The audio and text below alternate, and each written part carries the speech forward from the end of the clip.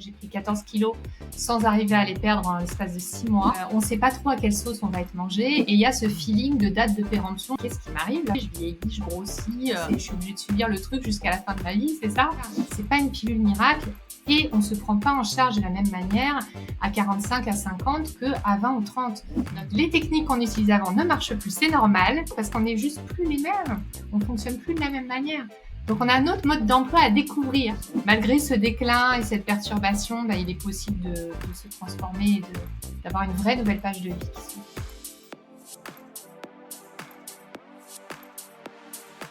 « 45 ans et plus, est-ce que c'est vraiment la date de péremption pour la femme?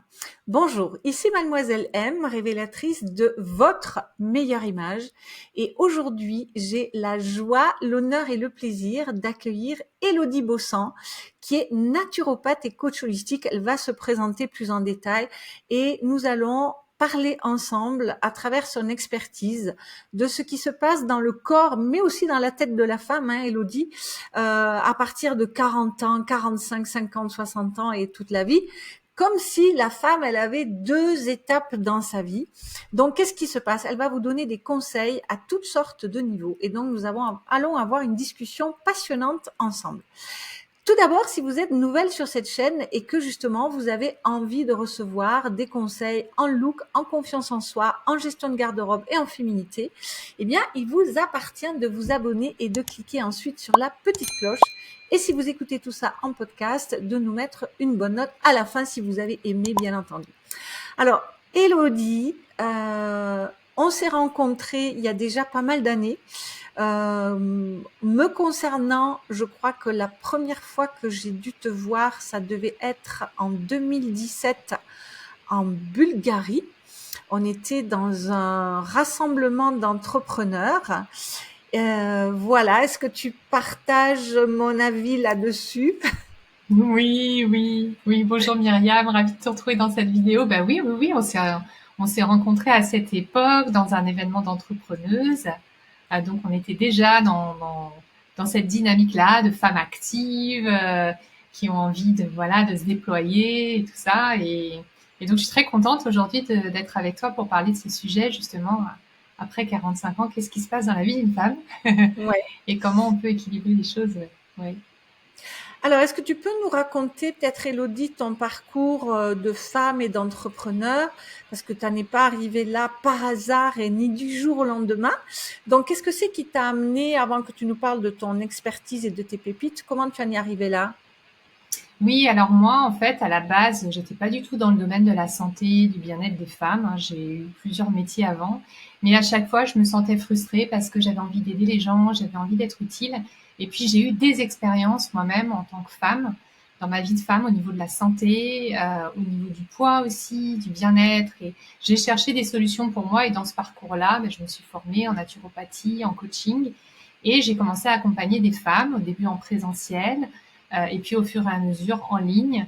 Et j'ai créé mon activité en ligne en 2015 et ça fait depuis 2015 que j'aide les femmes à retrouver de l'énergie, à retrouver de la santé, à être capables de perdre du poids sans régime, avec un rééquilibrage alimentaire et surtout avec une approche holistique dont je vais parler un peu plus en détail pour vous donner des clés justement à celles qui nous écoutent pour pouvoir retrouver leur énergie, leur vitalité. Une approche holistique qui mélange à la fois le physique, mais aussi le mental, l'émotionnel et le spirituel.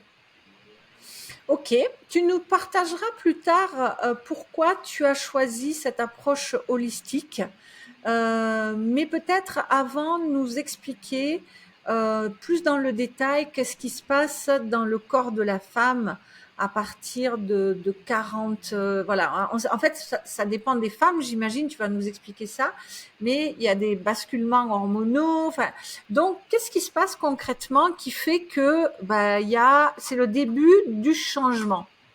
Oui, c'est une grande phase de vie pour la femme à partir de 35 ans. Il faut le savoir, ça peut démarrer dès 35 ans pour certaines. Et on rentre dans cette phase vers 40-45 ans classiquement de préménopause. Alors, la préménopause, c'est quoi? C'est un déclin hormonal. On a deux grandes hormones, nous les femmes. On a les œstrogènes et la progestérone, qui sont des hormones dites sexuelles, qui nous aident à avoir notre cycle, des ovaires, pouvoir avoir un bébé, etc. Et ces hormones jouent plein de rôles dans notre corps, à la fois au niveau de nos cheveux, notre peau, notre humeur. Et nous, les femmes, on est complètement gouvernées par nos hormones. Donc, à partir du moment où il commence à y avoir ce déclin, et même avant ce déclin, une espèce de machine qui s'emballe et qui commence à plus marcher trop correctement, et ben du coup, on est sous l'influence de ces hormones-là. Et on commence à avoir des symptômes qui ne sont pas que les fameuses bouffées de chaleur. On pense en gros que c'est ça la ménopause. Bon, le jour où j'aurai des bouffées de chaleur, alors là, je pourrais dire que je suis ménopausée. Non, il se passe beaucoup d'événements avant. Ça peut aller des rides, de la graisse du ventre, des kilos qui s'accumulent sans comprendre pourquoi, des crises de nerfs, des crises de larmes sans raison, de la déprime.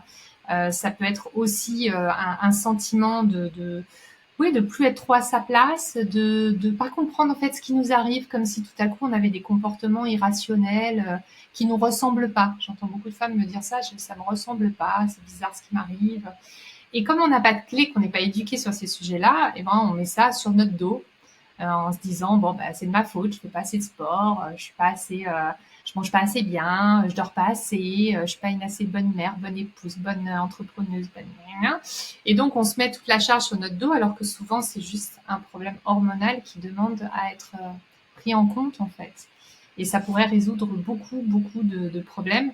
J'en suis la première à avoir fait les frais puisqu'à 41 ans j'ai fait un burn-out suivi d'une dépression.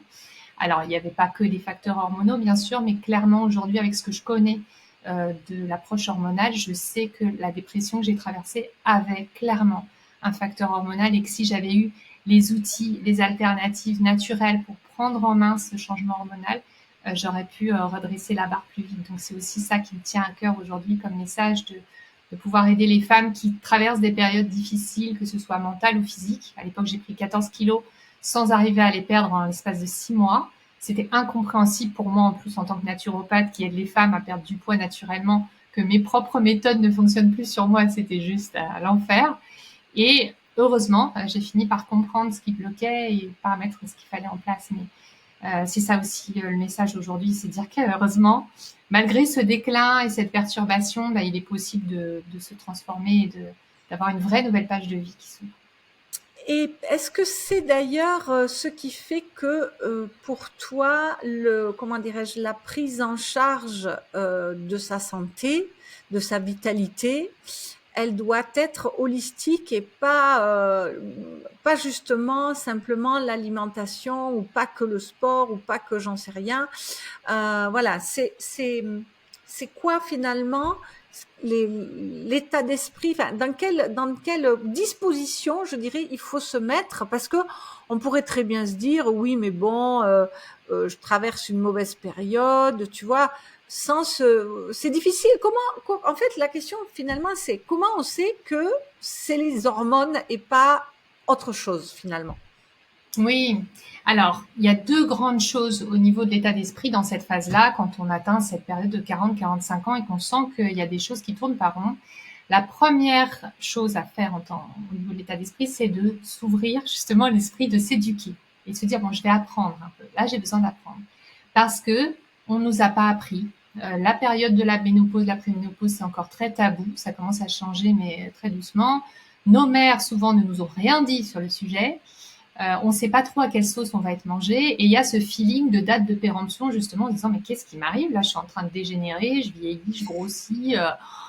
Qu'est-ce qui se passe? Ça y est, c'est la décadence et je suis obligée de subir le truc jusqu'à la fin de ma vie, c'est ça? Eh bien non, parce que justement, si on rentre dans l'état d'esprit un peu d'éducation, de se dire, mais je vais apprendre, je vais essayer de comprendre ce qui m'arrive. Déjà, là, on fait un premier pas super important. Et puis, un autre pas qui est très important à faire aussi, c'est de comprendre que c'est une nouvelle phase de vie. Souvent dans la vie d'une femme, il y a des phases. Il y a la phase de la jeune fille qu'on a autour de la vingtaine avec toutes les beautés de la jeune fille et tous les challenges aussi de la jeune fille. Et puis on a souvent la phase de mère ou en tout cas de cette période-là où on commence un peu à y songer ou peut-être avoir des enfants. C'est encore une autre phase de la vie d'une femme potentiellement. Il y a aussi cette phase de la trentaine, femme active, où on a peut-être des ambitions un peu spécifiques à la trentaine. Voilà. Quand on arrive à 40-50 ans, il y a l'archétype de la femme sage qui arrive.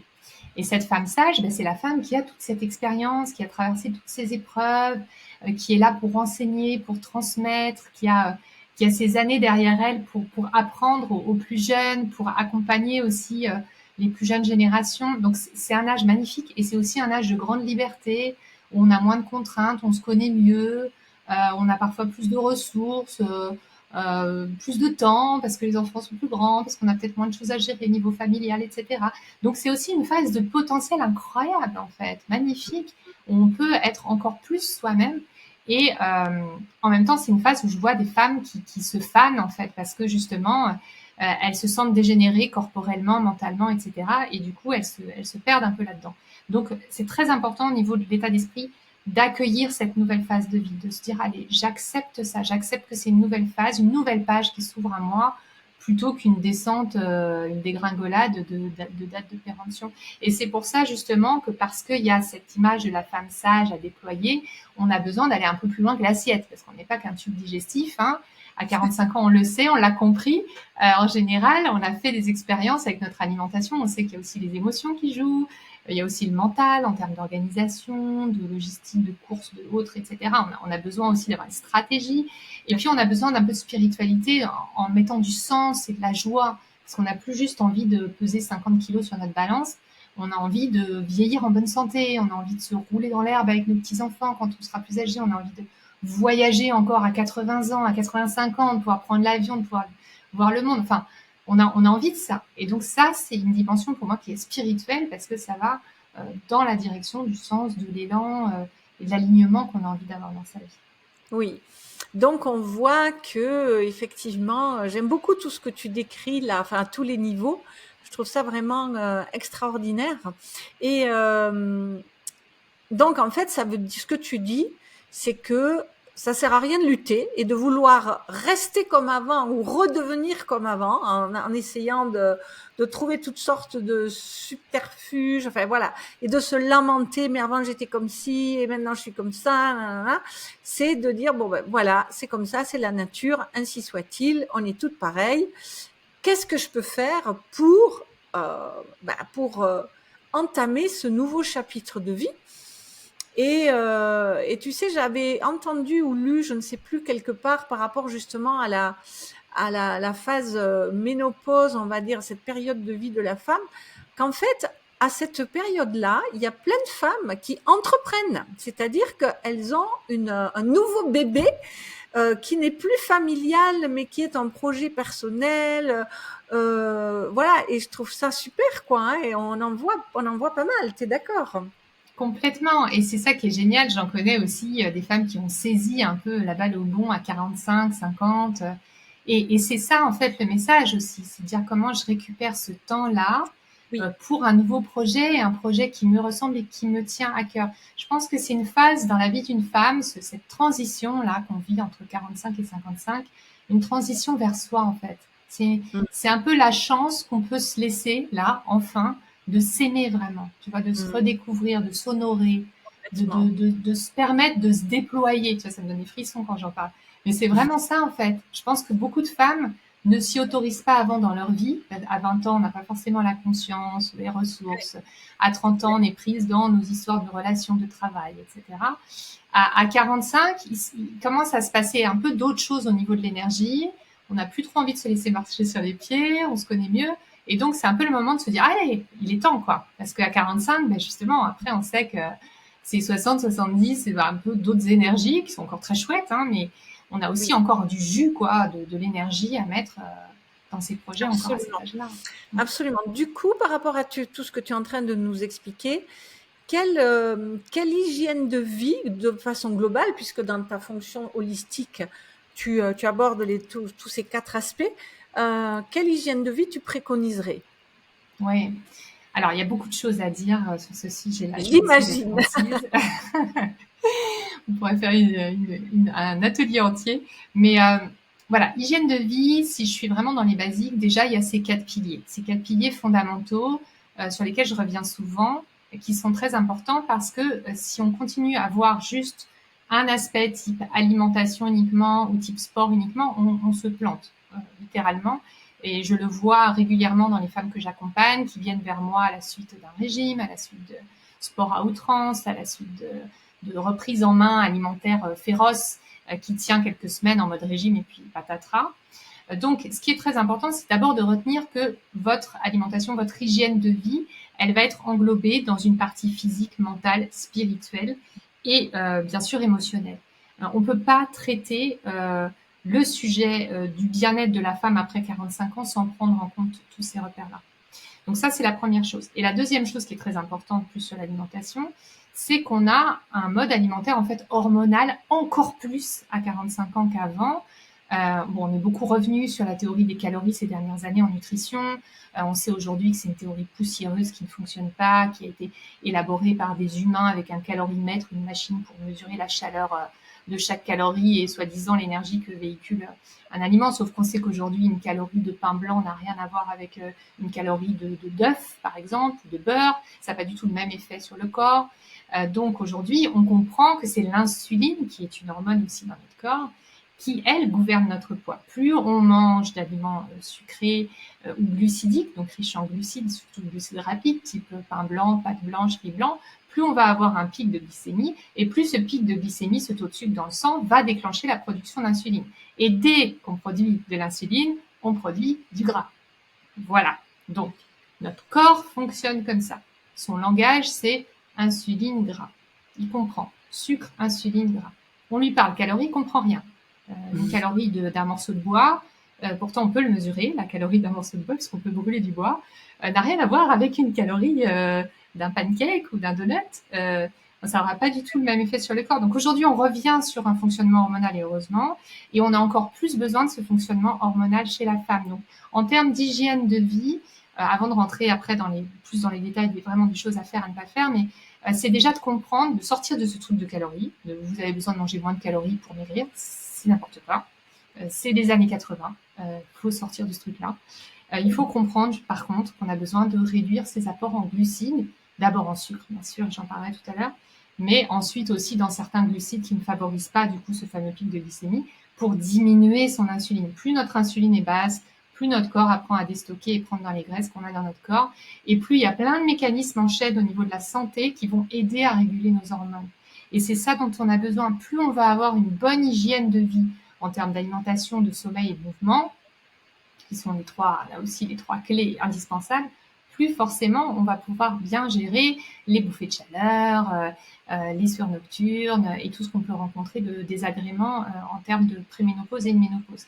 Et en plus, la couche du dessus par rapport à tout ça en hygiène de vie, c'est bien sûr les plantes, les compléments alimentaires, les huiles essentielles. Il y a plein de choses naturelles qui marchent super bien.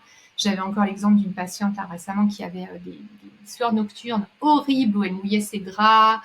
En plus, c'est une sueur parfois qui est odorante, qui sent la ratatouille. C'est horrible. Tu te réveilles le matin, t'as les draps trempés. En plus, elle ne peut pas dormir sans pyjama. Donc, pyjama trempé plus drap trempé, odeur de ratatouille. Sympa. Tous les jours comme ça. Et ben, une goutte de sauge clarée, de l'huile essentielle de sauge clarée, là, sur les poignets en frottant et derrière les genoux, elle n'a plus du tout de bouffée de chaleur de sueur nocturne pendant la nuit. Incroyable. Ça l'a soignée. Donc ça, c'est un exemple parmi plein d'autres que j'ai où voilà, tout simplement, il fallait juste connaître, il fallait juste essayer en fait. Et donc il y a des solutions, il y a plein de solutions alternatives. Donc, mais la base, c'est vraiment ça. On fonctionne sur un plan hormonal. On a besoin de réorienter notre alimentation de façon holistique. Et puis, on a vraiment besoin aussi de se faire aider par les plantes et les solutions naturelles, quoi. Donc ça, je dirais, donc tu dis qu'il y a 4 dimensions, hein, donc la dimension physique, et dans la dimension physique, tu mets donc le sport, l'alimentation et le sommeil, c'est ça? Oui, c'est ça, exactement. Voilà. Ouais. Donc ensuite, la deuxième dimension, par exemple, qui serait la sphère émotionnelle, là, est-ce que c'est un petit peu ce qu'on a partagé tout à l'heure ou tu aimerais rajouter des choses par rapport à ça, par rapport au côté émotionnel? Il y a plein d'outils dans la dimension émotionnelle. Moi, ce qui me tient à cœur dans la dimension émotionnelle, c'est remettre les émotions à leur place. Il y a beaucoup de femmes qui ont tendance à manger leurs émotions, qui mangent parce qu'elles se sentent seules, en colère, frustrées, que l'alimentation est leur refuge. Et donc le travail dans la dimension émotionnelle, ça va être d'écouter ces émotions, vraiment comprendre ce qui se passe en nous, déjà mettre de la conscience, et ensuite dans un deuxième temps, trouver d'autres solutions que manger pour gérer ces émotions. Donc c'est ça en fait, l'idée derrière l'émotion. Et au fur et à mesure, ça va être gérer son stress, gérer son anxiété, pour faire en sorte à la fois que ça soit géré, mais que ça soit géré en dehors de l'alimentation, qu'on trouve d'autres solutions pour sortir finalement des compulsions alimentaires. J'ai aussi plusieurs patientes qui sont sorties de troubles du comportement alimentaire comme ça, avec cette méthode-là, en simplement mettant de la conscience et en trouvant d'autres actions à mettre à la place du grignotage, du sucre, etc. Donc c'est ça la grosse partie émotionnelle. Et est-ce que les émotions aussi peuvent jouer sur d'autres facteurs, je dirais que purement alimentaires, tu vois, sur, je sais pas, sur l'attitude au quotidien, tu vois, est-ce que là tu passes par la naturopathie, par les plantes, les huiles essentielles et tout ça, parce que comme tu le disais bien en introduction, on peut avoir de la déprime, c'est ce que tu as vécu, des colères, des espèces d'hystérie là, comme ça. Donc ça aussi, tu le fais rentrer, j'imagine, ces problématiques dans la partie émotionnelle qui doit être apaisée. Oui, complètement. Et en fait, ce qui est génial dans l'holistique, c'est que tout se nourrit. Parce que Mm. quand on change d'alimentation, qu'on mange moins sucré, moins junk food, moins gras, moins industriel, déjà on va avoir moins de pics d'émotion parce que les pics de glycémie créent aussi des Oui. boosts. Hein. On le voit bien chez les enfants qui mangent du sucre, ils sont comme des fous pendant 10 minutes. Puis juste après, ils tombent en hypoglycémie et là, c'est comme par hasard, ils se font mal, ils se mettent à pleurer. Nous, on est pareil à l'âge adulte. On subit aussi ces courbes de glycémie qui agissent sur notre comportement. Donc bien sûr qu'on va le prendre en compte et que on va faire en sorte que les émotions puissent être régulées. Moi, j'ai réussi à guérir de la dépression sans prendre d'antidépresseurs, alors que j'étais qualifiée par le psychiatre qui me suivait à l'époque dans dépression post-traumatique sévère. Et j'ai essayé les antidépresseurs quand même, parce que je me dis, on sait jamais, mais ça a été une catastrophe. Et donc, je me suis soignée par les plantes, je me suis soignée de façon naturelle. Et il y a des solutions, il y a plein de plantes comme le millepertuis qui a des vertus incroyables, qui est la première plante prescrite en tant qu'antidépresseur en Allemagne depuis 20 ans, qui est absolument inconnue en France. Et c'est bien dommage. Et moi, ça m'a beaucoup aidé à remonter la pente. Et en fait, c'est à la fois cette régulation d'hygiène de vie, sur le plan mouvement, sommeil, alimentation, qui sont des piliers de base, vraiment physiologiques, qu'ensuite on va rajouter des plantes, certains rituels dans la journée de régulation, qu'on va aussi travailler sur la zone mentale, qui est importante pour moi aussi dans tout ce qui est objectif, où est-ce que je vais, quelle est ma vision après 45 ans, et puis quel est mon bilan de vie aussi, on travaille là-dessus avec mes patientes pour voir qu'est-ce qui va pas, comment on peut améliorer les choses et ensuite où est-ce que je vais. Et une fois que j'ai une vision claire, une fois que j'ai un physique qui se remet en route avec les bons paramètres, des bonnes habitudes de vie au quotidien, que j'ai mes émotions, où je mélange plus l'alimentation et je mange plus mes émotions, et qu'en plus je mets du sens et de la joie, et c'est pas juste atteindre 50 kilos, mais c'est être en pleine santé pour tout le reste de ma vie et croquer la vie à pleines dents, et ben oui, je suis une nouvelle femme. Et là, je rentre dans un nouveau chapitre de vie euh, où je passe une vie merveilleuse, quoi. Et dans les bobos, je dirais, mentaux aussi, outre je dirais tout ce que tu as cité qui est super positif, hein, de se fixer des objectifs avec tout ça, mais il y a aussi tout ce qui est le brouillard mental qui peut affecter la femme à ce moment-là.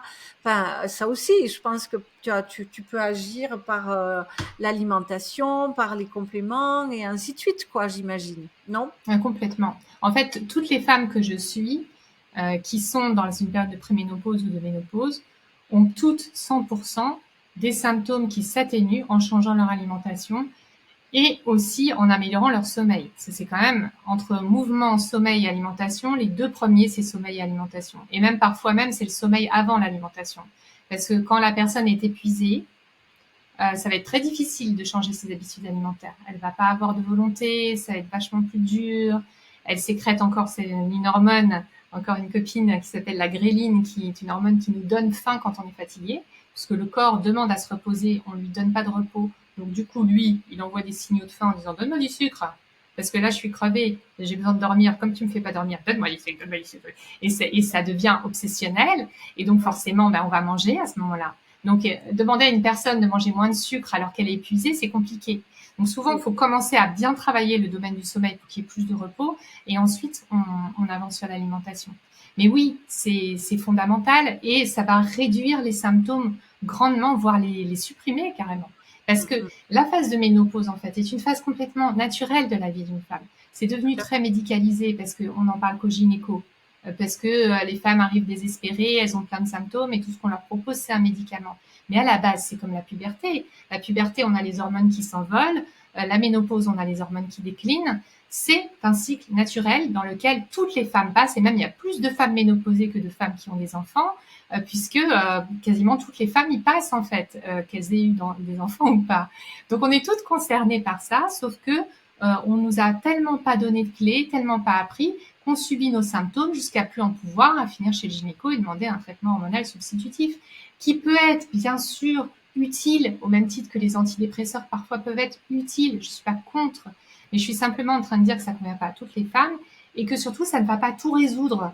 Parce que si on reste dans les mêmes hygiènes de vie, avec une alimentation qui n'est pas équilibrée, avec pas de sport, avec pas un mauvais sommeil, même avec le traitement hormonal substitutif qui va mettre juste un pansement sur la plaie, on va continuer à avoir des kilos en plus, on va continuer à se sentir mal, on va continuer à décliner potentiellement, à être en mauvaise santé aussi.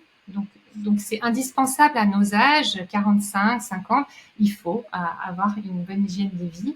En tout cas, c'est nécessaire, c'est plus une option, c'est plus rentrer dans son maillot de bain pour l'été, c'est plutôt ouais, en fait, j'ai envie de vieillir en bonne santé, j'ai envie de pas avoir mal. J'ai juste envie de pouvoir circuler normalement avec mon corps, de pas avoir trop de douleur et de pouvoir continuer à faire mes projets en fait. Donc c'est ça dont il est question et c'est pour ça que c'est fondamental. Qu'est-ce que tu penses de, tu vois, de cette approche hormonale très personnalisée où on va, tu vois, certains médecins spécialistes vont te faire des analyses extrêmement poussées pour te, voilà, et qui est très américain hein, au départ, puisque les Américains, je crois que, je sais pas, je connais pas ce marché sur le bout du doigt, mais je pense qu'au moins la moitié des femmes, si ce n'est plus, ont des traitements hormonaux. Qu'est-ce que tu penses de tout ça, toi? Ouais, ben, la tendance à l'heure actuelle, et ça commence à arriver en France, c'est de dire que finalement le traitement hormonal substitutif n'est pas si dangereux que ça. Pendant des années, on parlait du fait que ça augmentait les risques de cancer du sein. Maintenant, on revient dessus parce que c'était des études américaines. Il y a eu d'autres études entre-temps qui prouvent que c'est pas tant le cas. Donc, il y a de plus en plus de gynécologues qui represcrivent ce traitement-là. Moi, je pense que ça peut bien sûr être intéressant de faire ce genre d'analyse, de tester ce traitement pour une phase donnée. Certainement pas pour toute la vie, puisque normalement, si le gynéco il fait bien son travail, il va proposer à la femme d'arrêter au bout de 2 ans, au bout de 3 ans, ou de diminuer. Donc c'est ça qui va être important en fait, c'est de ne pas considérer ça comme la pilule miracle. Et c'est souvent là qu'on se trompe, tu vois, au même titre que les antidépresseurs sont pas une pilule miracle. Et ça vient pas résoudre le problème. Quand on est en dépression, c'est qu'il y a un fond qui ne va pas, donc qui a besoin d'être traité en thérapie ou autre. Il faut utiliser des méthodes complémentaires pour aller bien. Et c'est pour ça que j'ai des patientes qui prennent le THS, le traitement hormonal substitutif, et qui sont quand même en coaching avec moi, en accompagnement, et qui mélangent les deux, et pour qui ça va très bien. Il y en a d'autres qui sont anti-THS, qui n'en prendront jamais parce qu'elles détestent l'idée de se mettre des hormones sur la peau, etc. Et qui du coup le vivent très bien. Moi-même, j'ai 45 ans pour l'instant. Si à 50 ans j'ai une ménopause très difficile, je pourrais l'envisager pendant un temps. C'est ok. Le problème, c'est quand on pense que ça va tout résoudre, que ça va faire perdre du poids, que ça va nous laisser en bonne santé. Non, c'est pas le cas. C'est pas une pilule miracle et on se prend pas en charge de la même manière à 45, à 50 que à 20 ou 30. Notre fonctionnement hormonal est différent, notre perte de poids est différente. Les techniques qu'on utilisait avant ne marchent plus, c'est normal. Tous les jours, j'entends ça. Elodie, je veux perdre du poids. J'essaie ce qui marchait avant quand j'avais 20 ou 30 ans. Je perdais 10 kilos comme ça. Là, ça marche plus. Mais oui, bien sûr, parce qu'on n'est juste plus les mêmes. On fonctionne plus de la même manière. Donc, on a un autre mode d'emploi à découvrir. Ce qui est à la fois frustrant pour certaines, mais qui peut être génial. C'est Oui. cool. On se redécouvre. Donc, justement, d'un point de vue alimentaire, ce serait quoi, on va dire, tes top tes 5 conseils des choses à faire et à ne pas faire. Oui. Alors là, je vais enfoncer des portes ouvertes, mais qui sont importantes parce qu'on est dans les bases et ça fait toujours du bien de revoir les bases. Première chose, boire au moins 1,5 litre d'eau. Pourquoi? Parce que quand on a plus de 45 ans, on a une tendance à la déshydratation. Il y a la peau qui sèche et qui vieillit. Ça, c'est dû au fait qu'on a moins de progestérone et d'œstrogènes. Les œstrogènes, surtout, qu'on sécrète normalement au moment de l'ovulation, sont faits pour nous rendre belles et séduisantes auprès du mâle. Donc, les œstrogènes, ça nous fait des beaux cheveux, ça nous fait une belle peau, ça nous fait briller les yeux. Enfin, ça fait plein de trucs extraordinaires. Sauf qu'une fois que ça baisse, ben, ils sont plus là. Donc, forcément, c'est un peu différent. Et donc, ça va être intéressant de venir nourrir notre peau parce qu'elle va être moins nourrie, du coup, par les hormones. Et une des premières nourritures de la peau, c'est l'hydratation. La peau, elle a besoin d'eau. Elle a besoin d'eau pour être bien, pour être moins sèche. Et donc, si aujourd'hui vous êtes, vous qui nous écoutez, très très loin du litre et demi d'eau, et j'en connais, j'en rencontre souvent, des patientes comme ça qui sont très loin de ça, c'est très important de remettre ça dans votre vie. Commencez à boire plus d'eau au fur et à mesure. Prenez une bouteille pour la journée, d'1,5 litre, vous vous dites allez, je la finis à la fin de la journée. Essayez de placer des verres d'eau, de tisane, de thé entre les repas pour arriver à 1,5 litre d'eau. Ça, c'est mon premier conseil. Un autre conseil très important à faire quand on rentre dans cette phase de 45 ans, c'est, si vous ne l'avez pas déjà fait, essayez le jeûne intermittent. Pourquoi? Parce que les phases de jeûne sont spécifiquement intéressantes après 45 ans. Elles vont stimuler en fait nos hormones dans le bon sens. Elles vont nous aider à nous régénérer. Et là, c'est pas juste le facteur perte de poids, c'est aussi le facteur santé, hein, puisqu'il y a tout un mécanisme dans notre corps de recyclage cellulaire qui se met en route à partir du moment où on a des périodes de jeûne un peu plus longues. Et puis, le jeûne intermittent, il permet aussi de perdre du poids plus facilement parce qu'il justement, il va diminuer notre insuline. Plus on jeûne longtemps, plus notre insuline baisse et se stabilise, plus notre glycogène, le sucre qu'on a dans les muscles, disparaît. Et quand on n'a plus de sucre dans notre corps, eh bien, c'est à ce moment-là qu'on rentre en état de cétose, qu'on génère des corps cétoniques qui vont faire qu'on va utiliser les graisses de notre corps comme énergie. Et c'est là qu'on perd du poids plus facilement et c'est une méthode qui marche vraiment bien après 45 ans. Donc, le jeûne intermittent à tester, à découvrir et à mettre en place. Et puis, il y a tout le grand pan aussi que je trouve très important de l'alimentation anti-inflammatoire, où là, je vais recommander d'arrêter ou de diminuer les produits laitiers. Les produits laitiers sont pro-inflammatoires. Y compris tout ce qui est chèvre et brebis. Alors en naturopathie, souvent on dit en effet qu'il vaut mieux consommer tout ce qui est chèvre et brebis plutôt que tout ce qui est lait de vache pour des questions d'hormones de croissance, mais ça reste très acidifiant. Et si on s'intéresse que à l'acidité du produit laitier, eh ben, ils sont quasiment tous à la même enseigne. Et donc plus c'est pro-inflammatoire, plus ça va créer un terrain acide dans le corps et plus ça va créer un terrain d'inflammation. Toutes les maladies en IT, arthrite, sinusite, etc. sont des maladies inflammatoires qui sont en naturopathie, c'est ce qu'on apprend, suscité par un terrain qui est trop acide et qui donc suscite l'inflammation. Et la première source d'inflammation dans notre corps, ce sont les produits laitiers dans notre alimentation qui viennent acidifier. Et en plus, les produits laitiers, comme ils sont acides, ils ont tendance à aller chercher des sources alcalines dans notre corps, puisque notre corps, il essaie d'alcaliniser son terrain tout le temps. Et si on lui donne pas assez d'aliments alcalins, comme des légumes, comme des fruits, et ben, du coup, au fur et à mesure, il va s'acidifier trop, il va chercher, du coup, des sources alcalines dans le corps, et il va aller prendre dans le sel alcalin des os. Il va aller raboter ces sels alcalins au fur et à mesure.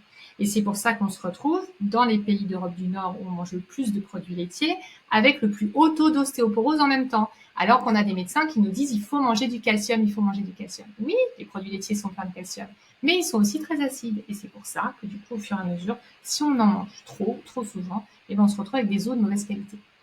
Donc, les produits laitiers à diminuer ou à arrêter. Tu conseilles quoi pour remplacer le calcium pour freiner l'ostéoporose? Alors, en fait, le calcium, c'est pas tant une quantité de taux de calcium dans l'aliment, c'est une quantité de bioassimilation qui compte. Par exemple, l'aliment le plus riche en calcium qui existe, c'est le parmesan. Sauf que le parmesan, c'est un fromage, il est très acide. Donc, on va avoir plein de calcium qui va arriver, mais il va être mal assimilé à cause de l'acidité. Tout va être rejeté dans les urines. Et en plus, il va venir favoriser le rabotage de nos os. Par contre, si on prend du calcium très bioassimilable, comme ce qu'on trouve dans les amandes ou dans les brocolis, par exemple, qui sont des aliments qui sont très riches en calcium bioassimilable. Le taux, si on regarde le taux, le gramme pour 100 grammes, est plus faible, bien sûr, que le parmesan, mais il va être beaucoup mieux bioassimilé parce que ces aliments sont beaucoup moins acides. Et donc, il faut se tourner vers les noix, les crucifères, et les deux stars, c'est vraiment les amandes et les brocolis. Super, merci. Et les Donc, algues aussi. Dans les algues, il les y a beaucoup algues, de calcium. d'accord. Mm. Ok. What else? Donc, tu nous as cité boire. Qu'est-ce que tu as cité? Les produits Le, laitiers, le jeûne le intermittent. Et puis, il y a aussi arrêter le gluten. Alors, le gluten, c'est aussi une source pro-inflammatoire du corps. Pourquoi? Parce que ça crée de la porosité intestinale. C'est-à-dire qu'à force de manger du gluten, ça fait comme une glu dans nos intestins, dans nos parois. Ça les irrite, ça les rend poreuses. Et ça fait que tous les minéraux, en fait, circulent mal et sont mal assimilés dans notre corps. Et ça favorise aussi l'inflammation digestive déjà, de notre intestin, de notre estomac et ensuite, de manière plus générale, l'inflammation dans tout le corps. Donc le gluten est contenu dans les céréales type blé, bien sûr, orge, seigle, avoine, dans certains types d'avoine, parce qu'il faut vraiment prendre une avoine sans gluten, qui n'a pas été contaminée par les champs à côté. Et donc, du coup, là, on se retrouve dans une alimentation qui va être moins inflammatoire et qui va avoir moins de risques de créer de l'inflammation dans le corps, puisqu'encore une fois, après 45 ans, on a souvent des douleurs chroniques, des douleurs de dos, des douleurs de genoux, des trucs qui ne marchent pas, on a beau faire des infiltrations, etc., il y a encore des douleurs qui sont là. C'est très souvent lié à l'alimentation. Il suffit parfois juste d'arrêter les produits laitiers et le gluten pendant 3 semaines et tout à coup de redécouvrir son corps et de se dire incroyable, j'ai plus mal, formidable. Ma mère, elle s'est guérie d'une arthrose sévère en suivant ces conseils-là. Et ça a été radical, elle a arrêté sa cortisone, elle a eu d'excellents résultats juste avec l'alimentation. Donc, c'est ok. important après 45 ans. Et puis, bien sûr, le dernier, je crois que j'en étais à 4 là. Le dernier, c'est le sucre, évidemment. Arrêter Ah ou oui. diminuer le sucre. Mais ça, je pense qu'on est tout un peu au courant. On le sait, on ne le fait pas pour autant, mais enfin, je connais beaucoup de personnes qui ont du mal à le faire, mais voilà, arrêter le sucre, évidemment, pour toutes les raisons que j'ai citées tout à l'heure. C'est ce qui nous fait grossir en premier, bien devant le gras, et c'est aussi une source d'addiction. Est-ce que dans l'arrêt du sucre, tu inclus aussi les fruits qui sont aussi quand même bons pour la santé? Et je me souviens d'ailleurs, ça me fait penser que quand on s'est connus, il me semble, tu me corrigeras si je me trompe, tu étais en train d'implémenter, tu arrêtais le sucre et y compris les fruits, il me semble. Est-ce que je me trompe ou pas? Alors, ça, c'est des choix bon, qui sont assez personnels. Hein. Il y a des femmes qui continuent à garder des fruits, qui les enlèvent. Après, il y a différents types de fruits. Il y a des fruits plus ou moins sucrés. Si on prend la banane ou la mangue, par exemple, c'est beaucoup plus sucré que des baies comme les fraises, les myrtilles ou les mûres. Moi, personnellement, je mange beaucoup de fruits rouges, mais j'ai éliminé tous les fruits sucrés. Au moment où j'avais 14 kilos à perdre, j'ai vraiment diminué mon alimentation en glucides pour partir sur une alimentation qu'on appelle low carb. Donc, je limitais mes glucides autour de 50 grammes par jour, même si je ne pesais rien. J'essayais de faire un peu au nez, quoi. Et en fait, moi, ça me manque pas parce que je suis pas très fruit à la base. Je suis beaucoup plus légumes, je suis beaucoup plus salée. Ça va être beaucoup plus dur pour moi de résister à du fromage que de résister à un fruit, par exemple. Ah oui. Je fais partie de cette famille-là. Et du coup, c'est pas un effort pour moi. Et donc, j'ai diminué les fruits naturellement. Et aujourd'hui, en ce moment, je mange des fraises, des framboises. Et j'adore ça. C'est mes Mm. fruits, mes myrtilles, c'est mon fruit préféré. Donc, je suis très heureuse comme ça. Et c'est vrai que c'est intéressant de diminuer quand même un peu les fruits quand on a des soucis de poids et quand on est un peu trop addict au sucre, parce que ça reste une source de sucre. Le fructose est un sucre. Et quand on mange des fruits très sucrés, ben, ça va faire un pic de glycémie exactement de la même manière que si on avait mangé un gâteau. Donc, c'est à Ah oui, c'est prendre en compte, en énorme. fait. Ouais, c'est à prendre Ouais, en c'est compte. énorme.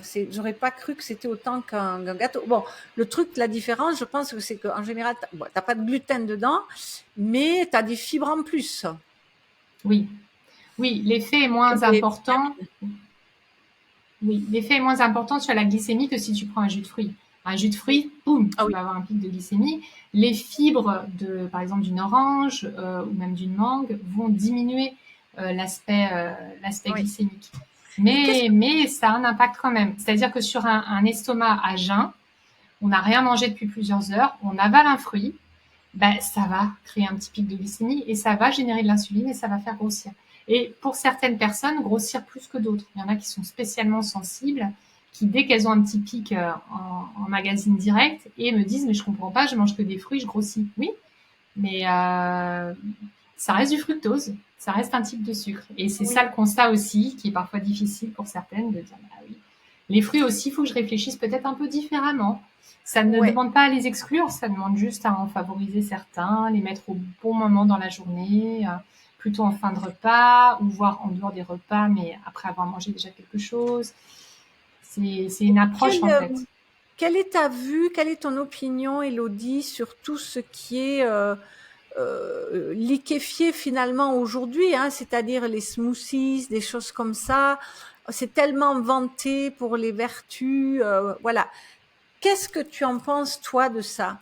Parce que, en plus, à l'origine, la base, l'homme, il est fait pour mâcher. Il n'est pas fait pour avaler des liquides, quoi. Donc, quelle est ton opinion là-dessus? Oui, bah, je suis assez d'accord avec toi. Moi, sur ce que tu viens de dire, moi, je suis assez basique dans ma vision de l'alimentation. J'aime bien quand les choses sont simples, qu'il n'y a pas d'ingrédients trop compliqués, d'aller chercher, aller acheter en magasin bio, machin. Évidemment, c'est bien d'avoir certains, c'est intéressant. Il y a des super aliments qui sont chouettes, mais c'est pas obligatoire. En fait, la base pour être en bonne santé, c'est des choses simples. Hmm. Au même titre que notre ADN, il est très ancien. On a besoin d'aliments simples, peu transformés. Et pour moi, il n'y a pas besoin de s'embêter à faire des smoothies tous les jours, des jus avec son extracteur, etc. Bien sûr, de temps en temps, moi-même, j'en fais, mais c'est occasionnel. Ça va peut-être Hmm. être une fois par mois ou une fois toutes les 2 semaines. Et puis quand j'ai envie, c'est pas ça en fait qui va permettre de rester en bonne santé et en bonne forme. Ce qui va vraiment compter, c'est son alimentation quotidienne. Qu'est-ce que concrètement on met dans sa bouche 2 ou 3 fois par jour? Qu'est-ce qui passe par notre bouche? Et c'est ça qui va faire la différence. Et pas le smoothie du week-end où on a fait un petit effort pour une fois pour manger équilibré et on pense que ça va suffire. Non, c'est vraiment ce qu'on mange au quotidien qui fait la différence. C'est les efforts au Oui. quotidien, c'est la persévérance au quotidien qui paye. Est-ce que tu aurais, on va dire, 5 aliments miracles, je dirais que toute femme devrait essayer d'ingurgiter, on peut pas dire tous les jours parce que ça sera un peu monotone, mais quand même, tu vois que ça doit être des réflexes parce que très porteur de calcium ou de vitamines ou d'oméga. Bref, si tu devais faire ta liste là, tu dirais qu'il faut au moins manger X fois dans la semaine, quoi. Alors, le premier que j'aurais envie de citer, c'est l'œuf. L'œuf, c'est la meilleure source de protéines animales au monde. Toutes les protéines ont été étudiées et le blanc d'œuf est une source de protéines parfaite. C'est d'ailleurs pour ça que souvent il y a des sportifs qui se font des omelettes de blanc d'œuf. Donc l'œuf a eu beaucoup de mauvaise presse pendant longtemps à cause du cholestérol, mais maintenant on sait que c'est les œufs qui ont été étudiés étaient des œufs de batterie. Et quand on prend des œufs bio, on a beaucoup moins de risques sur le cholestérol et on peut consommer 6 œufs par semaine sans aucun problème, voire plus. Et l'œuf, bah, je le trouve magique parce que il y a 1000 cuissons différentes, il est facilement adaptable à plein de plats différents. Moi, je mange souvent des œufs. J'ai toujours des œufs durs dans mon frigo parce que c'est très pratique et c'est facile à dégainer à n'importe quel moment. Un autre aliment que j'aime beaucoup, c'est le citron. Le citron est magique. Pourquoi? Parce que en fait, c'est un aliment qui est acide en bouche, mais qui devient alcalin dans le corps. C'est ça qui est étonnant. On pense que c'est acide, mais en fait pas du tout. Il aide à alcaliniser notre pH. Il nous aide à digérer. Il est plein de vitamine C et il nous aide à préparer en fait l'alimentation qu'on va recevoir. Il déclenche les enzymes digestifs. Donc c'est très intéressant pour avoir une bonne digestion. Et puis pour moi, c'est vraiment mon astuce pour me faire une boisson sympa. Comme je bois pas d'alcool, j'aime bien me servir un verre d'eau pétillante avec du jus de citron dedans. Ça me fait le petit effet fête. Des fois du citron vert, wouh, comme ça fait encore plus fête.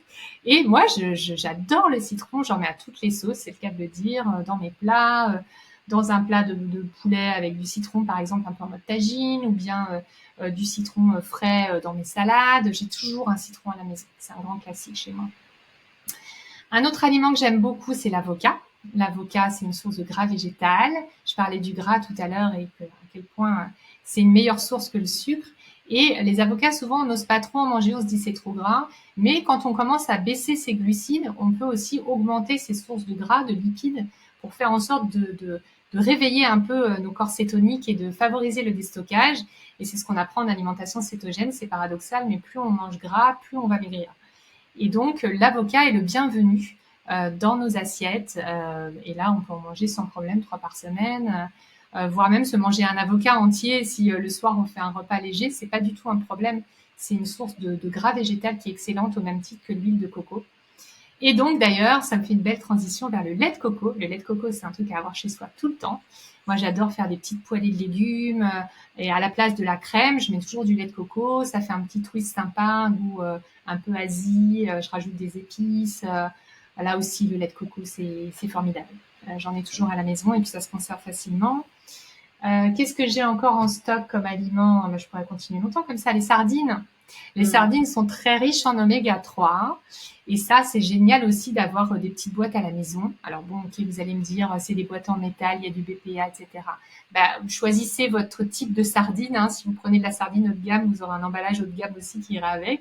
Et ce qui est génial avec les sardines, c'est que c'est plein d'oméga 3. C'est un petit poisson. Les petits poissons sont ceux qui sont les moins pollués dans la mer, parce que plus le poisson est gros, plus il mange d'autres poissons et plus il cumule du mercure et d'autres métaux lourds qu'ensuite on mange. Alors que le petit poisson, c'est le fast-food de la mer, il dure pas longtemps, il vit pas longtemps, donc il est moins pollué. Et donc la sardine, bah, c'est génial aussi en salade, c'est facile à avoir en stock, en conserve, et c'est à manger toutes les semaines sans problème. Et au Je sais niveau pas du... si j'en ai 5, mais Ouais, ouais, 5. Et au niveau aussi, le fait de manger les arêtes des sardines, ça donne du calcium et du bien collagène sûr. peut-être aussi, Du j'imagine. collagène, tout à fait. Oui, oui, oui. Tous les cartilages, de manière générale, d'animaux, y compris des poissons, apportent du collagène. Donc, ne pas hésiter. Voilà, les sardines, de temps en temps, on n'y pense pas. Mais si vous aimez ça, pensez à faire le stock. Mm. Et puis, alors, on va conclure maintenant cette émission, Élodie. Si tu devais donner un dernier conseil à toutes ces femmes qui nous écoutent, qui nous regardent et qui aspirent à regagner leur vitalité, s'aimer, s'apprécier, tourner la page pour mieux vivre la suivante, tu leur dirais quoi?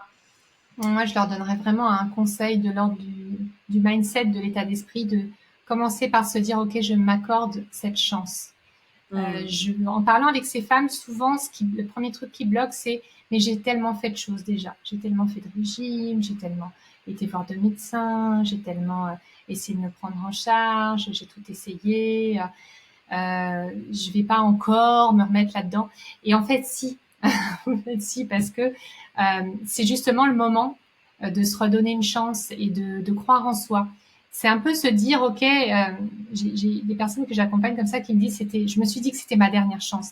Et ben ok, dites-vous que c'est la dernière chance en fait, si vous voulez, si ça vous motive, mais accordez-vous cette chance parce que 40 ans, c'est la moitié de sa vie à peu près. Hein. Il reste encore de 40 à 80. Bon, et Ah, 70 à 80, c'est pas oui, forcément les meilleures années, quoi. Bon, on n'ira peut-être pas en boîte de nuit tous les soirs entre 70 et 80. Donc il y a encore ouais, 30 bonnes années devant soi, de plein d'expériences possibles en fait. Et donc se laisser une chance à cet âge-là, eh ben c'est peut-être la meilleure chance qu'on peut se donner parce que justement on se connaît mieux, on a plus de temps, on peut rebondir. La vie n'est pas finie en fait. Et clair. surtout pour conclure sur ce titre, vous n'êtes absolument pas périmé, mais Oui, pas c'est du tout. Pas du tout, c'est tout l'inverse en fait. C'est tout clair. l'inverse. C'est au contraire une nouvelle phase de vie. C'est votre corps qui vous envoie des messages qui dit voilà, je rentre dans une nouvelle phase, les choses changent et j'ai besoin d'adaptation, j'ai besoin de nouveaux codes, j'ai besoin d'un nouveau mode d'emploi pour continuer à me déployer. Donc prenez ce temps que vous avez peut-être beaucoup plus qu'avant dans vos vies justement. Prenez-le, ce temps, investissez sur vous pour encore plus vous aimer et vous créer la vie de vos rêves dans cette deuxième moitié de vie. Ouais. Et encore, je dirais que tu es conservatrice. Pour moi, maintenant, la vie, c'est 100 ans, tu vois.